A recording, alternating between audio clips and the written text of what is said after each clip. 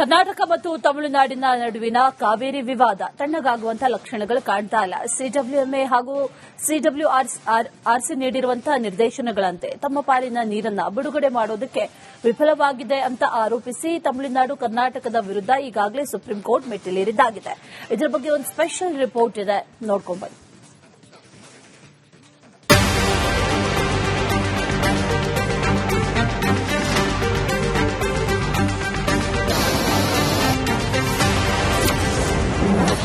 ಕರ್ನಾಟಕಕ್ಕೆ ಮತ್ತೆ ಎದುರಾಯಿತು ಸಂಕಷ್ಟ. ಸುಪ್ರೀಂ ಕದತಟ್ಟಿದ ತಮಿಳುನಾಡು ಸಿಎಂ.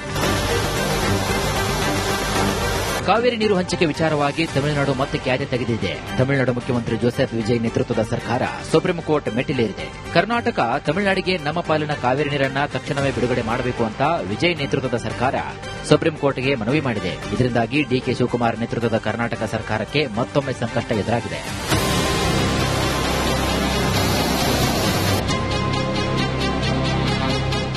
ಜುಲೈ 28ರಂದು ನಡೆದಂತಹ ತನ್ನ 139ನೇ ಸಭೆಯಲ್ಲಿ ಸಿಡಬ್ಲ್ಯೂಆರ್ಸಿ ಕೆಆರ್ಎಸ್ನಿಂದ ಜುಲೈ 29ರಿಂದ ಆಗಸ್ಟ್ 12ರವರೆಗೆ 15 ದಿನಗಳ ಕಾಲ ಬಿಳಿಗುಂಡ್ಲುವಿನಲ್ಲಿ ದಿನಕ್ಕೆ 3,500 ಕ್ಯೂಸೆಕ್ ನೀರನ್ನು ಹರಿಸುವಂತೆ ಕರ್ನಾಟಕಕ್ಕೆ ನಿರ್ದೇಶನವನ್ನು ನೀಡಿತು. ಇನ್ನು ಈ ನಿರ್ಧಾರವನ್ನು ಸಿಡಬ್ಲ್ಯೂಎಂಎ ಜುಲೈ 30ರಂದು ನಡೆದಂತಹ ತನ್ನ 54ನೇ ತುರ್ತು ಸಭೆಯಲ್ಲಿ ಎತ್ತಿ ಹಿಡಿದಿತ್ತು.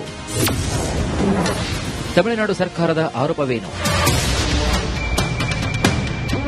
ಈ ಆದೇಶದ ಹೊರತಾಗಿಯೂ ಜುಲೈ 29ರಿಂದ ಆಗಸ್ಟ್ 2ರವರೆಗೆ ಬಿಳಿಗುಂಡ್ಲುವಿನಲ್ಲಿ ದಾಖಲಾದ ನೀರಿನ ಒಳಹರಿವು ಕೇವಲ 158ರಿಂದ 550 ಕ್ಯೂಸೆಕ್ಸ್ನಷ್ಟಿದ್ದು ನಿಗದಿಪಡಿಸಿದ 3,500 ಕ್ಯೂಸೆಕ್ಗಿಂತ ತೀರಾ ಕಡಿಮೆಯಾಗಿದೆ ಅಂತ ತಮಿಳುನಾಡು ಸರ್ಕಾರ ಆರೋಪಿಸಿದೆ. ಅಲ್ಲದೆ ಕರ್ನಾಟಕದ ಜಲಾಶಯಗಳಲ್ಲಿ ಆದೇಶವನ್ನು ಪಾಲಿಸಲು ಅಗತ್ಯವಿರುವಷ್ಟು ನೀರಿದೆ ಅಂತ ತಮಿಳುನಾಡು ವಾದಿಸಿದೆ.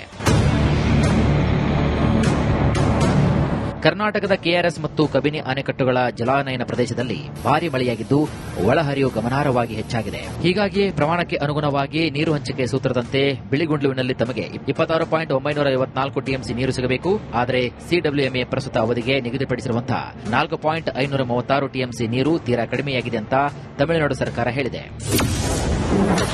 ಕರ್ನಾಟಕದ ಮುಂದಿನ ದಾರಿ ಏನು? ಲೀಗಲ್ ಟೀಮ್ ಕೇಳಿ ನಿರ್ಧರಿಸುತ್ತೇವೆ ಎಂದ ಡಿಕೆಶಿ. ಅತ್ತ ತಮಿಳುನಾಡು ಈಗಾಗಲೇ ಸುಪ್ರೀಂ ಕೋರ್ಟ್ ಮೆಟ್ಟಿಲೇರುವುದರಿಂದ ಇತ್ತ ಕರ್ನಾಟಕ ಕೂಡ ಸುಪ್ರೀಂ ಮೆಟ್ಟಿಲೇರಲು ಸಜ್ಜಾಗಿದೆ.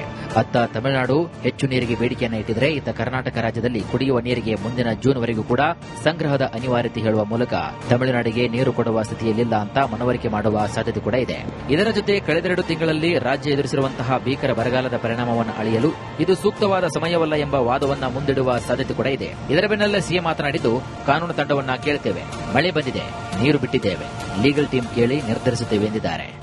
I know that Tamil Nadu has gone to the court. That is what I have got the information.